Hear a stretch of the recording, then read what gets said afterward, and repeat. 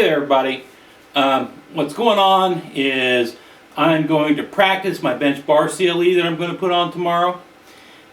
You should always do that if you're going to present to a CLE because we've all been there when it's not done. How many people have seen this? Hello, everyone. My name is Ken Lammers, and I'm going to present criminal law updates. Insert joke here. Ha ha. I don't know how many I've been to that are like that, but been quite a few. So if you're really going to do it, you really care, try to do it where you practice up a little ahead of time. So I'm going to run through this. I will probably stick this up after I've done the one at the bench bar because, you know, they're going to get CLE credits for that, and y'all are getting this for free. No CLE credits for you. Sorry.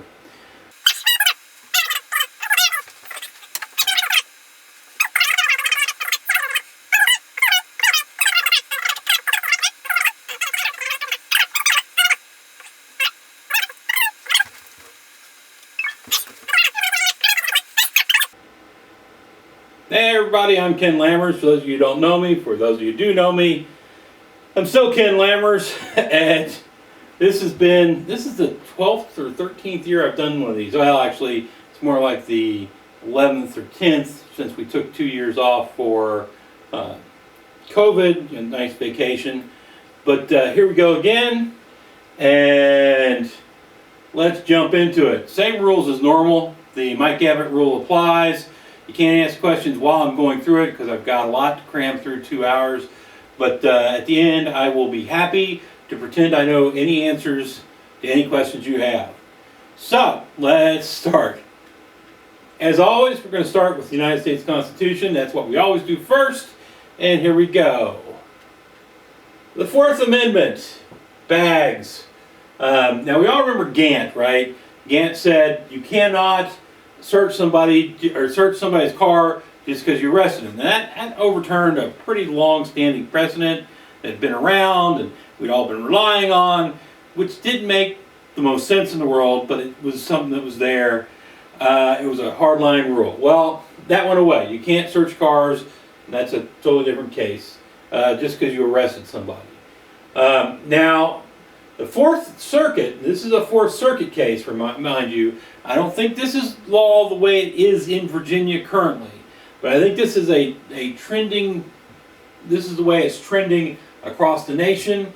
We may see this come to the Supreme Court, and it gives you all who are defense attorneys something to argue, although I think Virginia law will stand against you.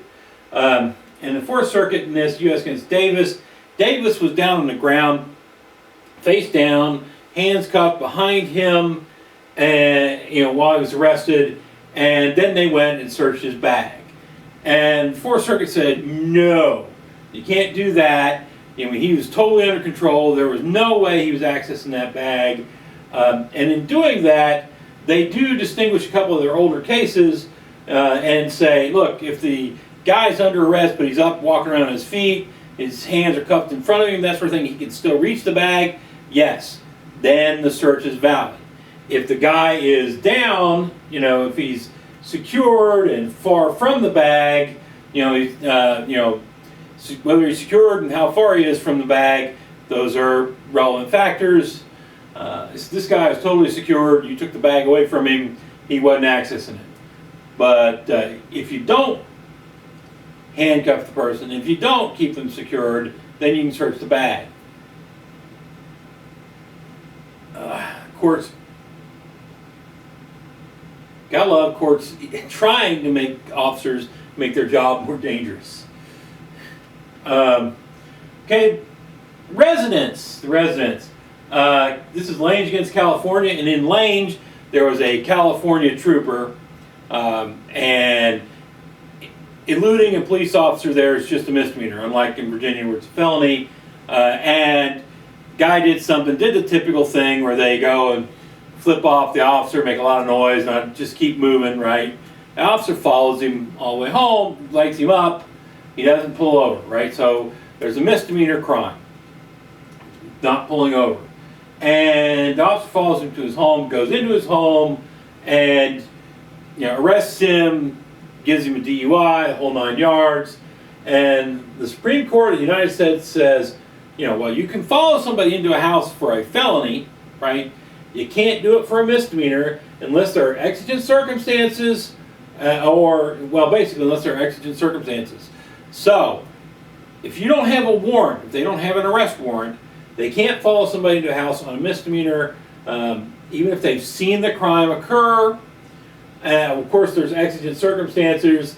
Somebody's if an injured occupant, imminent injury, destruction of evidence is imminent, and the person could escape. Those are the only reasons you can go in if you've already got probable cause, unless you got that arrest warrant.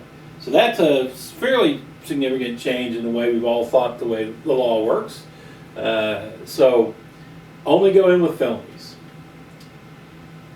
Community caretaker, or the Mike Abbott argument. This Cadiglia against Strom here. The Supreme Court is like, community caretaker? What community caretaker? We never said you could do this community caretaker thing. What are you doing? Right?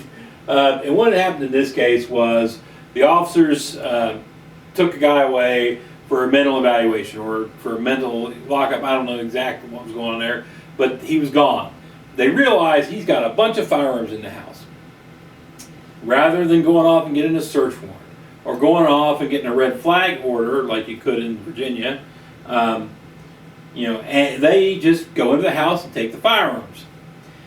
And this ends up in court, and somebody, like one of us lawyers, stands up and goes, oh crud, I've got to find some argument that the officers didn't do it wrong.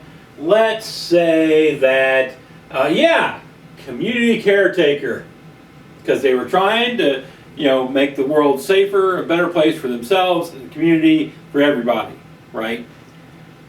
Well, the court says, no, that's not good.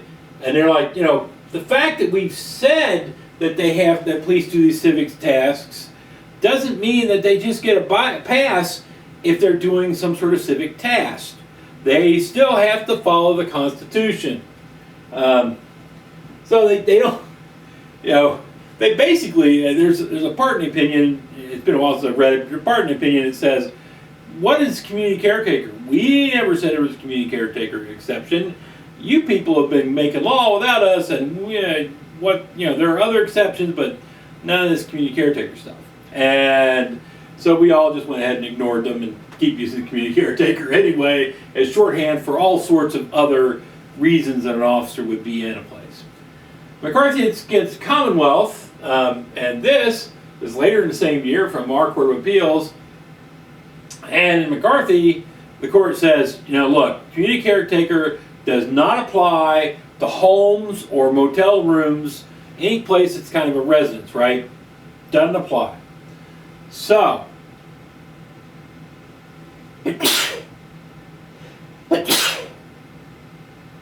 oh, thank you. Sorry, whatever. Okay, so you're saying thank you for somebody saying Gesundheit or God bless. Doesn't apply in homes or motel rooms.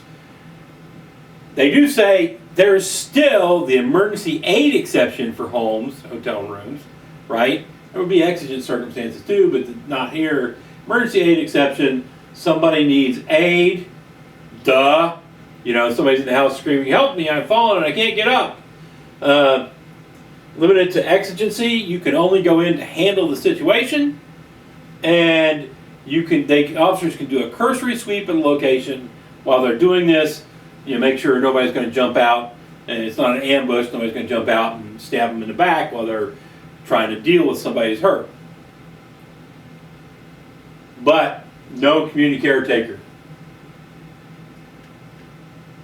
Cars. Mitchell against Commonwealth. This is from our Court of Appeals. Poor Herbie here has seen better days. And what the Court of Appeals said is, look, he runs the plates, the guy's suspended who owns it, He then goes and pulls it over, and it's a different person driving, and things proceed from there, which is what happened in this case. It's reasonable to assume the guy who owns the car is the guy who's driving the car.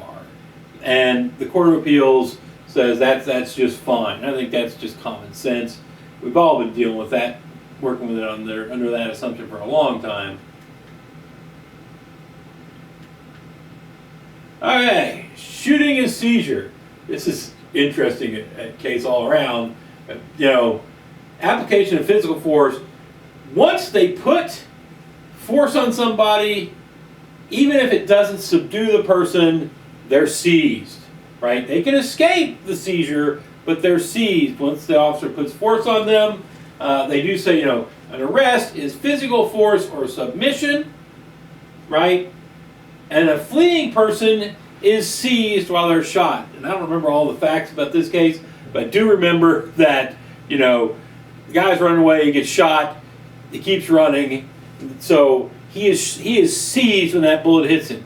He escaped seizure when he keeps moving, but he's seized when that bullet hits him. All around interesting. This could have some play with Virginia law, which has really, there's a number of cases that are really about you're not seized until you submit, right?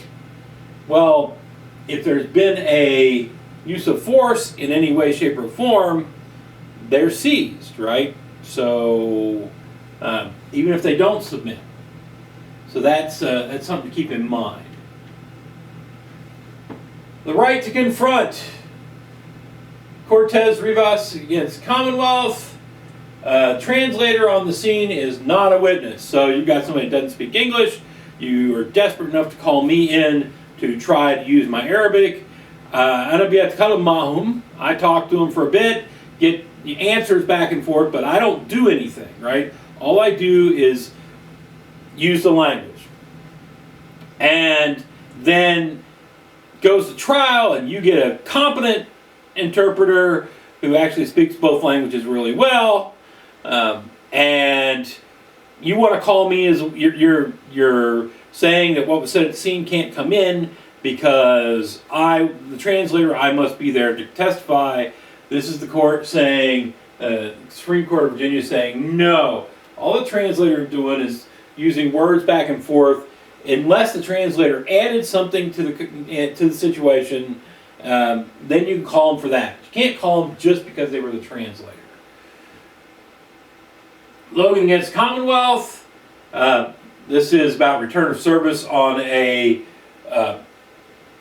think it was a protective order, and the deputy who did it wasn't in the courtroom when it came to trial, and therefore the defense's argument is, look, you don't have anybody here to prove that this guy was actually served his protective order. And the court goes, well, I mean, it's right here on the paper, right? And he goes, no. Without that deputy there to testify that that he actually signed it, you haven't got that proof. And this is the Supreme Court saying, no, we're not going to buy that argument. Return of service isn't testimony. The primary purpose test says it's got to be testimony for them to be necessary constitutionally. It's not testimony. All it is an administrative thing where the deputy signs off and says, yes, they took the paper, right? I imagine if you really wanted to, as a defense attorney, you didn't think your client really did get it, you could call the deputy yourself, but I suspect that wouldn't have helped the poor guy in this case. Mr. Logan probably wouldn't have been helped with that. So then we get to Pulley against Commonwealth. Again, a primary purpose test as to jail calls. And in this case, Pulley says, whoa, they're taping me because they want to use it in court. And the Court of Appeals says, yeah, that's not the test. The test is, why were you making the call? And unless they're making the call with the intent of using it in court somehow, no, it's not the primary purpose test. It's call your aunt, call your uncle, to conspire with your buddies, to do whatever else, right? It is not to be testimonial, so it can come in. Hemphill against New York. New York had, this is from the Supreme Court of the United States, New York had this interesting rule that hearsay could come in if the officer believed that there had been significant evidence that misled the jury, or if the judge believed there was significant evidence that misled the jury. And the Supreme Court of the United States goes, no, that's not the way it works. You know, the judge doesn't get to decide whether the jury's been misled. That's a factual decision for the jury to make. The judge is just there to make sure that procedure and Constitution is followed. And the Constitution here doesn't allow, you know, unconfronted hearsay in. So they kick it. Kick it back. Cruel and unusual punishment. This is about minors, right? Let me see if I can get off here to the side a little bit. Minors getting life in prison. Now, we all know it's not legal, constitutional, under the current interpretation of the Constitution for minors to get a death sentence. It's also not legal for them to just automatically, constitutional for them to automatically get a life sentence. So there's been this push to say that the judge had to explain his finding that kept the kid in prison for the rest of his life, and he had to make a specific finding of permanent incorrigibility, right? This is the Supreme Court saying no. All that's required is a discretionary sentencing scheme. So if there's nothing that requires the kid to be put in prison for the rest of his life, if the judge has discretion, then it's all good. Don't have to find permanent incorrigibility. Don't have to explain their sentencing decision at all. Okay, due process under the 14th Amendment. Competency decision. Now this Clark case was one where the defense attorney wanted to get a competency eval for his client. Judge just wouldn't even consider it. You know, and the defense attorney's going, look, he's not so cuckoo gone. Cuckoo for Cocoa Puffs. I can't work with him. And the judge's like, nope, it looks good to me, we're going, right? Now I'm sure there are more factors to that. You know, did the judge think this was some sort of continuance game? You know, is this an attorney whom the judge thinks applies for, you know, a competency evaluation on every single case, right? You know, something like that, where the judge is like, yeah, but that's not in the case in its explanation. So it goes up, and the Court of Appeals gives us kind of a generic list of what you would look at to see if competency evaluation is needed. Irrational behavior, history of irrational behavior or mental illness, their demeanor at trial, which I guess means their demeanor at hearings before trial, really, and prior medical opinions that have found them incompetent. It's an abuse of discretion for the judge just to refuse to consider the defense counsel's representations, right? Defense counsel is saying, look, judge, my client is cuckoo for Cocoa Puffs. I need a competency evaluation. There's supposed to be a significant amount of weight that attaches to that. Now, I would suspect that if you're a judge and you don't do a competency evaluation where the defense attorney says that, you really need to have some sort of reason on the record. Otherwise, you're probably going to get overturned. In the era of mandated appeals, you're probably going to get overturned. Appeals of right, not mandated. So, Ray against Commonwealth is a kind of an interesting case. It's a drug task force that's using a confidential informant, and the confidential informant is going to go after a particular person, and they're like, well, who is this guy you're going after, you're going to buy from? It's like, I don't know, his name's Bobo, right? And they're like, Bobo? You got a last name or anything? No, just Bobo. So they go through their files and they find a guy named Bobo Jones, right? And they show this confidential informant Bobo Jones' picture beforehand, goes, that Bobo. And he goes, yeah, that's Bobo. Well, okay, then they pull it off, they do the buy, I guess it's Ray, Bobo Ray, not Bobo Jones. They do the buy, and it goes to court, and the defense attorney goes, wait, they didn't do a lineup. They just showed my guy one picture. And the Court of Appeals answer to that is before anything happened and as a way of identifying who they were going after. Not as a way to identify an unknown party who had committed a crime. We're all good. No due process violation. So let's look at evidence. The experts. Kilpatrick, pedophilia characteristics. He wanted to put on an expert that would say he did not have pedophilia characteristics. He was convicted of going after a girl who was under 15, and his defense was, she didn't look under 15 when I propositioned her, did this. She's smoking, she's drinking, she's wearing a dress that, holy cow, that sort of thing, right? That's his defense, and he loses. But they didn't let him put up his expert to talk about pedophilia characteristics and how he didn't have them. And this is the Court of Appeals saying they should have let him have that witness. It didn't determine the final outcome, right? It wasn't a final decision. Just going to be expert testimony on a certain point, which was very important. He looked at this girl and didn't think she was 15, right? So that goes in. McDaniel against Commonwealth. Now this is blood splatter evidence we're talking about here. It was based on photos. And defense objects, says that the expert was never at the scene, he didn't see it in real life, etc., etc. And the Court of Appeals says, well, that's fine, but that doesn't exclude it. That just means that it goes to weight of evidence. And if you can argue to the jury that the fact that he used a photograph instead of going to the scene should be dispositive as to a factual matter, go for it. But it is not an exclusionary thing.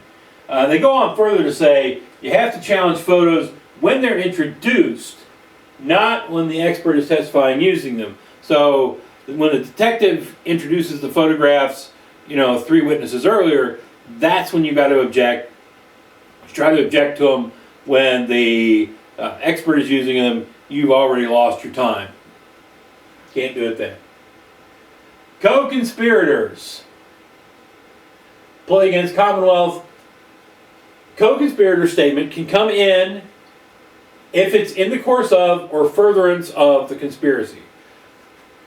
And, before it can come in, you have to make that prima facie case of the conspiracy. And to make that prima facie case, you can't bootstrap, the prosecutor can't bootstrap, he's got to make it without using the statements. So the prosecutor can't use the statements of the co-defendant, the co-conspirator, to make the case that there's a conspiracy with a co-conspirator, which most of the time is how you prove there's a conspiracy with a co-defender, co-conspirator. It's what they say. I guess you have to prove it through actions. Makes life a little more interesting. Pre-trial stuff and procedure. We're in procedure now, and we're at pre-trial stuff. Bailey against Commonwealth. This is continuances. The Court of Appeals keeps saying this, doing this year after year after year. There's, every couple of years, there's at least one case that does this. And this might be something we all want to keep an eye on, because I suspect our judges, at least, are unhappy with the number of continuances we have right now, at least in Wise. So look out for continuance requests starting to flop. Continuance request. This guy hires, he hires the attorney 2 days before trial. We've all seen this. It's a fairly standard, oh crap, how can I have my case tried on Wednesday? And then, of course, there were witnesses who weren't subpoenaed. And so they want a continuance. The defense attorney walks in, understandably going, Judge, this is a case that's, going to take me at least 2 weeks or a month to get up to speed on. And judge is like, nope, it's going in 2 days, one way or the other. So that's that, and the Court of Appeals says that's fine, right? Now, and they did say in this case there was like 4 months notice. So hiring an attorney at the last second and not having subpoenaed your witnesses, life sucks for you because you didn't do what you were supposed to do, right? And it is all totally within the court's discretion as to whether or not they turn down that continuance. There's no abuse of discretion there whatsoever, turning down the last second new attorney continuance. Hammer against Commonwealth. This is one of those cases where they think they've got it worked out. The defense attorney said, or the prosecutor says up to the judge, well, they're going to plead on counts 3, 4, and 5, so we're going to null pros counts 1 and 2. And the judge says, okay, it's null pros. And then the defendant gets up there and goes, I ain't pleading to nothing. And the prosecutor says, well, we pull back our null pros then. And the judge says, that's fine. And they go on and try him on all the stuff. He objects, of course, and Hammer gets to the Court of Appeals and says, look, it was null pros. The way the game is played is once they null pros it, it's null pros. There is no case to bring back. And the Supreme Court, or the Court of Appeals says, no, it doesn't work that way. It's got to be written down before it's actually, it made an order before it actually exists. And even then, the trial court's got 21 days to rescind that order before it's permanent. So, I gotta say, this is a little iffy, I think. And it would only count with null process or dismissals without prejudice. Couldn't do this with dismissed with prejudice. So, I think you're absolutely stuck with a dismissed with prejudice. But, there's that. Just remember that null process, I worried for years when I had judges say, I'm null processing this, and then they went to do the plea agreement. I was like, have to go back and re-indict if they reneged. Don't now. You can just get the judge to say, okay, that null process disappears into thin air. Pre-trial bail. Davis against Commonwealth. Now, we all know that generally trial judges do not have to explain their opinions. And usually, it's fairly smart of them not to. As much as we would all like to know why the judge decided the sky is green instead of blue, it's generally in their interest not to give the basis, because then when it goes to the Court of Appeals, the Court of Appeals has all sorts of room to operate in, right? But on bond, on bail decisions, they have a duty to articulate the basis of their bail decision. This, I think, is mainly because if it's appealed to the Court of Appeals, they don't want to have to figure it out. They want to be told, right? So that's there, and they do state specifically in Davis, the length of pretrial incarceration is not relevant. If your guy's been in for 6 months, that doesn't have a bit to do with whether he's a danger to the community himself or he's going to flee, right? That's just the amount of time he's been in pre-trial. So I'm sure that all your defense attorneys are just absolutely going to stop arguing that to the judge. Yeah. All right. So Palmer against Commonwealth. This is kind of an amazing, interesting case here. Palmer asks for a bond. He gets turned down for it, and then he files his papers with the Court of Appeals, right? Says, wants that reviewed. I don't know if Palmer screwed it up and actually did it as an actual petition or what. I mean, I've found that the Court of Appeals is pretty quick about these things when you file it. It's motion work. It's not an actual appeal. It's motion work. And I've found the Court of Appeals pretty quick on it. But whatever reason, Palmer's case doesn't get done from the Court of Appeals until after his case is done in the trial court. He's found guilty, right, and gets his sentence. Well, Palmer's attorney soldiers on and takes it all, goes to the Court of Appeals and does, fights about that bond status. And the Court of Appeals goes, there's no bond to argue about anymore. His case is over. Pretrial bond status is done. And they dismiss it on that ground. So basically it's moot. There is no point. That is one obstinate attorney, though. Gotta give him some credit for that. Closed circuit. The infinite and ongoing battles as to whether closed circuit can be used, whether it violates the right to confront, whether or not, what you can use it for and everything. Well, this was actually decided on procedural matters, not on the confrontation clause. But Ruff against Commonwealth, they had video set up so the defendant could watch as some child victim was in the other room. His attorney was in the other room with the child victim, and he claimed, he's like, look, I can't really interact with my attorney there. I can't, I'm sitting there on the phone trying to talk to him and that. Doesn't work. And the Court of Appeals says, yes, it does. As long as you have that phone where you can communicate with your attorney while your attorney is in the room with the child victim, you're good. That phone provides you adequate access to your attorney.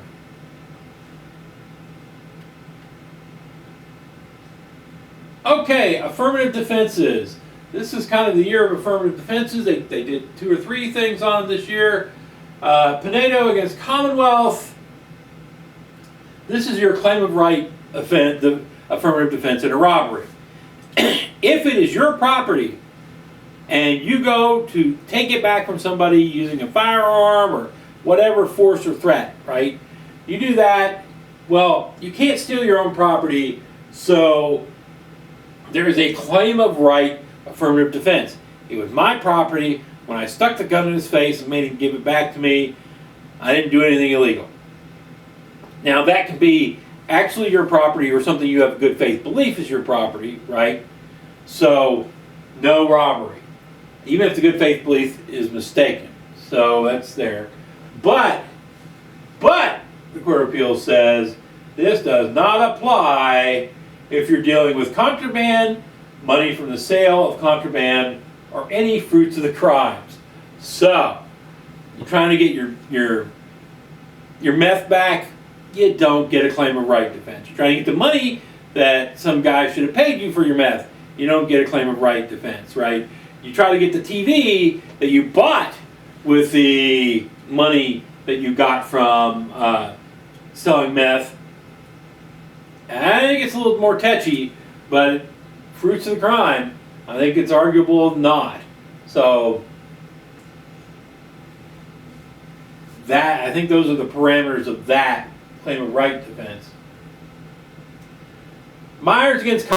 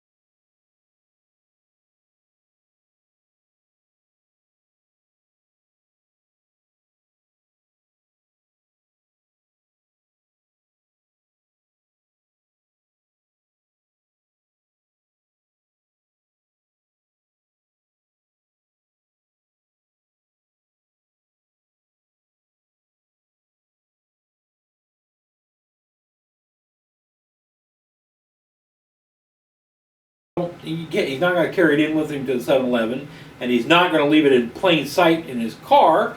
So he locks it in his glove compartment, comes back out, it's in his glove compartment. He starts driving home, he gets pulled over and for speeding. Next thing he knows, he's got a concealed weapon charge. This happened all the time in the jurisdictions I worked with in Richmond area, and generally was resolved if the guy was, regular citizen, decent guy, would be give up the firearm, we'll drop the charge. And then I had this conversation with a bunch of guys. We're like, okay, there's a gun show next week. I'll buy another one. Here, let them take the $500-600 firearm, right?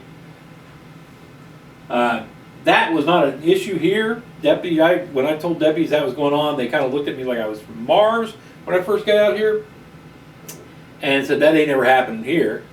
But they had to take steps to stop that, so they passed that thing, the secured container law, right? At which point, on other ends of the state, they've been fighting that ever since. Does that mean it's got to be locked? No, it doesn't mean it's got to be locked. Oh, wait, does that count the middle area here in between seats? Yes, if it's closed and secured, yes. Now we get another one. Is it in a backpack? Yes, it's in a backpack that's zip closed, sitting on the floor. Secured container. No, you can't charge them with that. That's not something that'll survive. Now, but then we get to Morgan down here, and Morgan has it in a secured container, except he's drunk, and he gets charged with it. And the Court of Appeals says, no, that secured container exception doesn't apply if you're drunk. But that's their stance. So if you're drunk, just don't have a firearm even locked in a container in your car. Weapons. Use of firearm in a robbery. You must prove concealed item was a firearm or resembled a functioning firearm. Right? That's the standard. I think we all know that's the standard. It's been the standard forever, except that for a long time, we've had appellate courts in Virginia basically doing the, but we think it could have been, right thing, right? Where somebody sticks their finger in the pocket and then they run away and they really haven't had time to ditch the firearm, but, we think it could have been, and they get convicted, right? And this time it just went too far. Court of Appeals says no. This apparently stuck his finger in the pocket and was wiggling it around and scratching himself and doing all sorts of stuff that made it pretty clear it wasn't a firearm. So the court says, no, you gotta prove it's a firearm or something that resembles a firearm. Go back, try it again. Motor vehicles. This Katie case has worked its way through the courts in the last couple of years. And y'all haven't heard about it because we haven't had bench bar. But Katie against Commonwealth, this is where there was a motorcycle. He's in the middle of the road getting ready to make a left-hand turn. Apparently no turn lanes where he was. Basic country road like we see around here all over the place. And Katie just comes right through, plunk, right over it, runs right over it. I never saw it. And the Court of Appeals, our Court of Appeals bought that, right? I never saw him. Yeah, motorcycle. Hey, he could have missed that. Supreme Court's like, no. And then they go through and they define what recklessness is. Reckless disregard of consequences of your acts. Indifference to life, limb, and property. Like zooming down the road, not looking to make sure there's nobody, getting ready to make a left-hand turn in their motorcycle. And they say it's more than simple negligence, that's civil, right? And it's less than gross wanton or culpable negligence, that's involuntary manslaughter. And they then say the difference between the three is the likelihood of injury, basically the likelihood. But they don't really go any further in telling you how that works, right? So lots of words here without laying down any really strict standards. Other things. Oh, we're back to Tomlin. You'll recall this is a lady who abused or just wasn't taking care of her mother. Abuse and neglect of an adult. It has to be serious bodily injury, and they define serious bodily injury as disfigurement, fracture, severe burns, lacerations, mutilation, maiming, or life-threatening internal injuries. I'm sure that list is not exhaustive, but it's pretty close. And it is serious bodily stuff. But they say death does not need to be imminent, because Miss Tomlin's mother may have been in bad shape and been ill-treated for a few days laying there on the floor, but she wasn't anywhere near death. So you don't have to prove somebody's about to die to get convicted of abuse and neglect of an adult. Escapes. Okay, we've got two things here. First was Lopez against Commonwealth. Lopez was being taken in on a capias, and he gets away, right? Gets charged with escape, and his argument is, look, we don't have bench warrants in Virginia. We got capiases. All a capias is in order to bring you before the judge. It is not a bench warrant. It's not a warrant. It's, and only when you're under a warrant can you escape. If the officer is just bringing you in, on his own, because he's bringing you in to face the magistrate or whatever, it's not an escape. So, not a bench warrant, therefore you can't charge me with escape. And the Court of Appeals goes, yes, they can. Capias, we may use different words. Capias here, bench warrant in whatever else, place they're practicing law. Bench warrant in whatever other backwards locality, but that can't understand Latin. Bench warrant in whatever other locality can't understand Latin, but capias counts. You've escaped. And then King against Commonwealth. King decided he didn't want to be on home incarceration anymore and took off, and they charged him with escape. And he says that's not an escape. I'm not on pretrial detention or anything. I'm not in a prison. What the heck? And the Court of Appeals says, yes, it is. Go to jail. Go directly to jail. Do not pass go. Do not collect $200. And then we get to appeals. There were a number of appeal things this year. Retroactive statutes. I put this under appeals, but actually it could have been just about anywhere. It could have been under procedure as well. McCarthy against Commonwealth. Important they lay out what you have to do when the legislature changes statutes, right? Or writes a new statute or whatever. It's only retroactive if it affects procedural or remedial rights, right? And remedial rights basically are your basic, your punishment stuff, right? Punishment and restitution and all that. So, if the General Assembly changes the law today, right, on something procedural, it applies even if something's charged from 10 years ago. Procedural rights apply today, the moment they're applied. But it doesn't happen if it's substantive or vested rights. In other words, if you change the nature of the crime, the General Assembly decides that the nature of the crime has changed. For instance, changes how much you have to steal to have a felony larceny amount. Then that applies from the moment they make the change onward. It does not apply to what comes from before it, whether or not it helps or hurts the defendant. And here's the important part of it.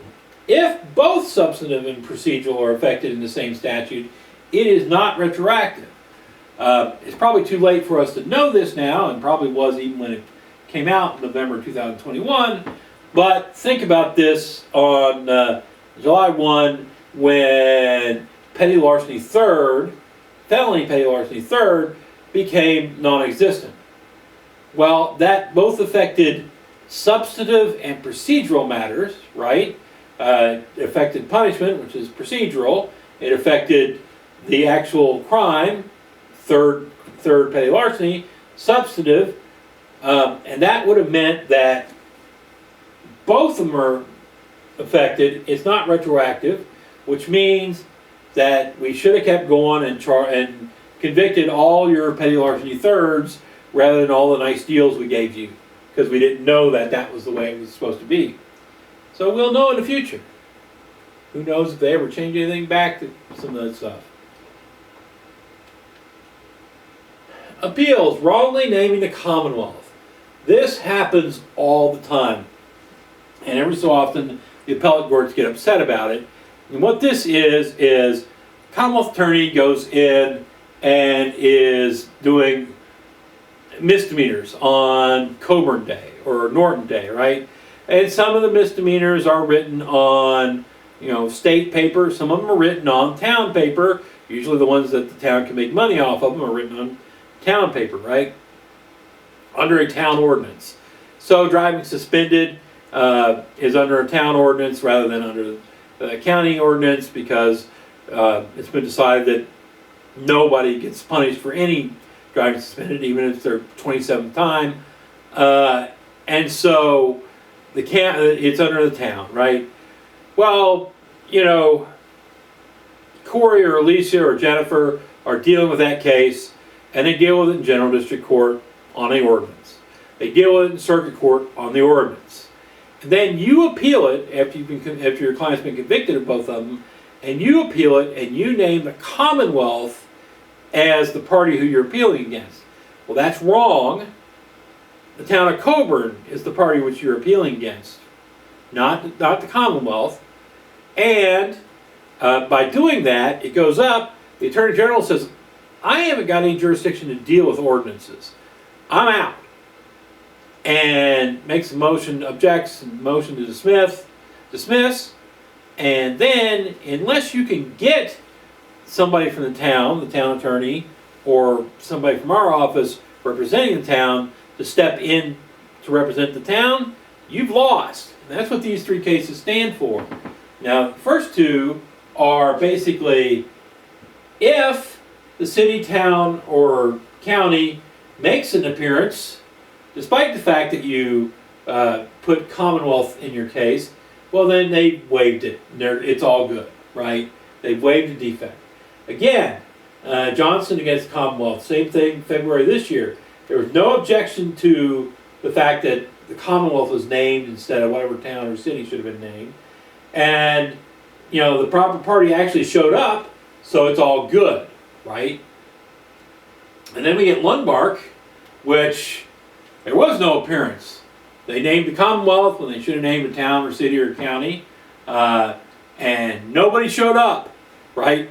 The Attorney General went, not ours, not it, and then nobody from the town, city, or county shows up.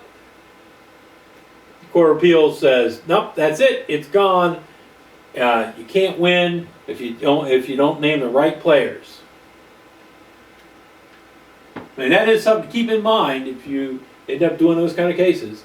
Appeals are right now are everywhere, so keep it in mind. Law of the case on appeal. Stacy against Commonwealth. If you don't challenge a ruling when it's made, no matter how wrong it is, you are stuck with it for the rest of the litigation. It is the law of the case. From the moment it hits, Circuit Court or maybe even General District Court, all the way to the Supreme Court of Virginia, that's the law of the case. If your judge in your trial, your jury trial in Circuit Court says the sky is green with yellow polka dots, and you don't object, at that point, as far as the courts are concerned, the sky is green with yellow polka dots until the moment your guy's case is done. And then the very last case we've got here, pro se help, Hammer against Commonwealth on appeals. The defendant gets to decide if there's going to be appeal. You get to decide what the appeal's about, because theoretically you understand the law better than he does, although he doesn't believe it. So your client starts filing all these things, right, pro se, to help or get things the way he wants them done. And this is the Court of Appeals saying, yeah, no, we don't have to pay attention to that. The pro se can't file their own pleadings, so they don't get to help you They just get what you do, right? So you don't have to pay attention when they're filing those 50-page common law briefs on, the fact that there was a fringe on the flag while they're being tried, right? That's all meaningless and gone. Court of Appeals should ignore that, and you should too. Well, you should probably read it. Just make sure there's nothing in there that makes sense. But it does not apply to the case. And that, ladies and gentlemen, is the end of our CLE for today. Let's see, what do we do? 3:35. Yeah, it's within the time, I think. I think we're good. Cat is attacking my foot. Stop it, cat. Here. Go chase a laser beam. How to get your cat to stop attacking your foot. Laser beams work wonderfully. That's it. Any questions from anybody? Like I said, I can bluff as well as anybody else on an answer. Nope. Okay. We'll be back at such and such time for such and such thing. Now I have to set that up because they're doing it by Zoom. That'll be fun.